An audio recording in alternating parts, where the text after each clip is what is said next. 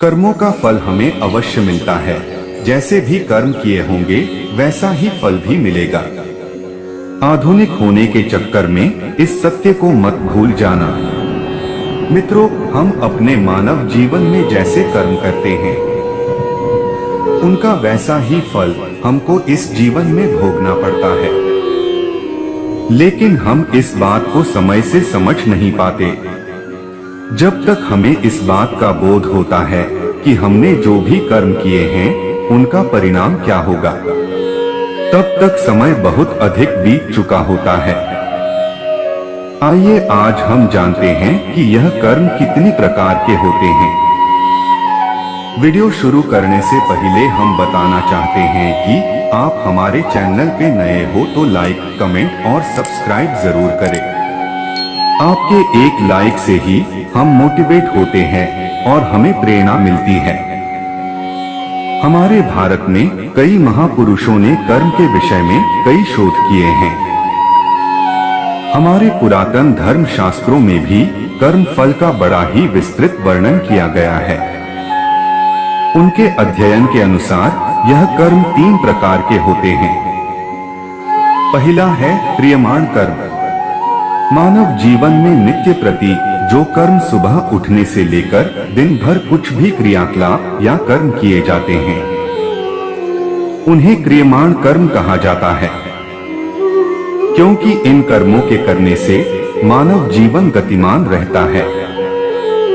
क्योंकि मुर्दा या निर्जीव वस्तुएं कर्म करने में समर्थ नहीं हो सकती। नित्य प्रति कर्म करना हर जीव का कर्तव्य है।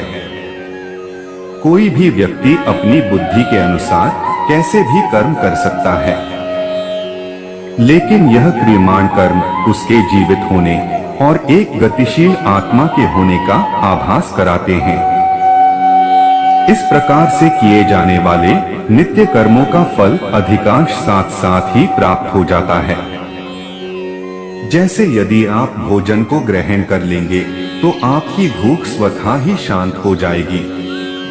यदि आप स्नान कर लेंगे तो आपकी देह स्वच्छ हो जाएगी और आपको स्फूर्ति एवं सुख का अनुभव होगा।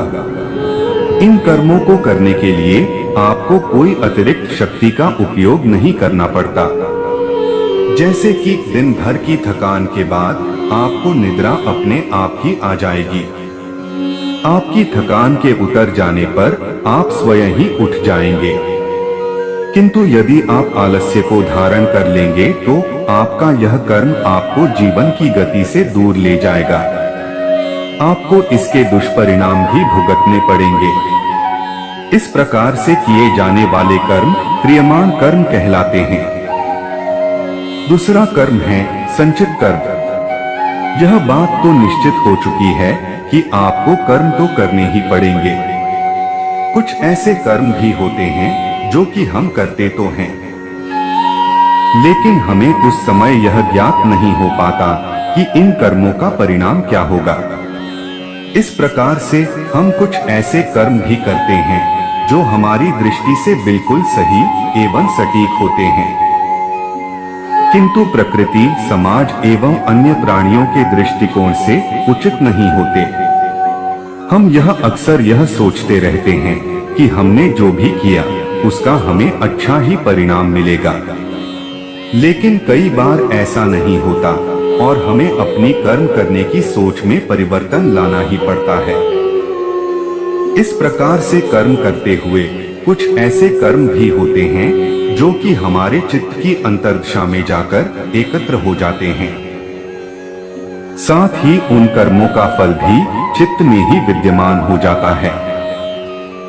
जब तक हमें अपने इन कर्मों का फल प्राप्त नहीं हो जाता तब तक वह कर्म हमारे चित्त में भी समाहित रहते हैं। इस प्रकार के कर्मों को संचित कर्म अर्थात संचय कर रखे गए कर्म कहा जाता है। तीसरा कर्म है प्रारब्ध कर्म। जब हमारे कर्म हमें उस दिशा की ओर ले जाते हैं जहां हमारे कर्म हमें पूर्ण रूप से फल देने को परिपक्व हो चुके होते हैं, तब ही इन कर्मों का फल हमें मिलता है। इस प्रकार के कर्मों को प्रारब्ध कर्म कहा जाता है। इस प्रकार के कर्म हमारे अंतर्मन में लंबे अंतराल के लिए एकत्र रहते हैं। यह कर्म कई दिन, कई माह, कई वर्षों तक अर्थात 15 साल, 30 साल, 50 साल, 100 साल या कई जन्मों, जब तक एक देह में एक आत्मा का वास है तब तक भी हमारे भीतर ही विद्यमान रह सकते हैं। इन कर्मों में अच्छे एवं बुरे दोनों ही प्रकार के कर्मों का समूह होता है। जिस प्रकार से हम अपने दैनिक जीवन में एक ही दिन में कई प्रकार के कर्म कर लेते हैं, जिनमें से कुछ कर्म हमारे संचित कर्मों में समाहित होकर अनंत काल के लिए विलीन हो जाते हैं।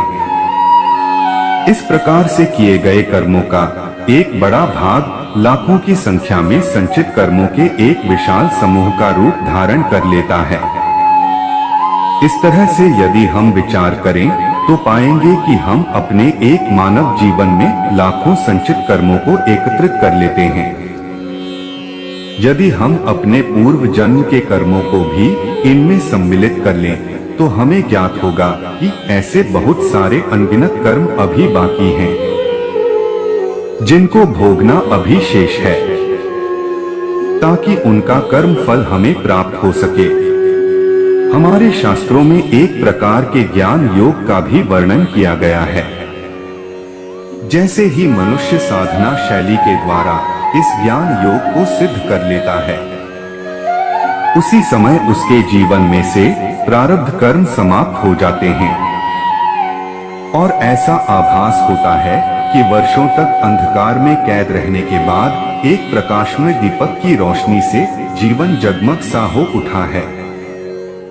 ऐसे कर्मों को आध्यात्मिक व्याकरण भाषा में प्रारब्ध कर्म कहा जाता है। मित्रों, अपने इस वीडियो के द्वारा हमने आपके सामने कर्मफल के सिद्धांत एवं कर्मों के प्रकार के विषय में कुछ जानकारी प्रस्तुत की है। भगवान श्री कृष्ण जी ने भी श्रीमद् भागवत गीता में कहा है कि कर्मण्येवाधिकारस्ते मा फलेषु कदाचन मां कर्मफल हेतुर्भूर्मा ते संगोस्त्व कर्मणि। अर्थात हे मनुष्य, तू फल की चिंता कर्म बिना किए जा, तुझे तेरे किए हुए कर्मों का फल अवश्य ही प्राप्त होगा। यदि आप भी इस विषय में अपने विचार देना चाहते हैं तो कमेंट बॉक्स में अवश्य लिखें। आपको वीडियो अच्छा लगा होगा और आप हमारे चैनल पे नए हो तो लाइक, कमेंट और सब्सक्राइब जरूर करें। आपके एक लाइक से ही हम मोटिवेट होते हैं और हमें प्रेरणा मिलती है। धन्यवाद।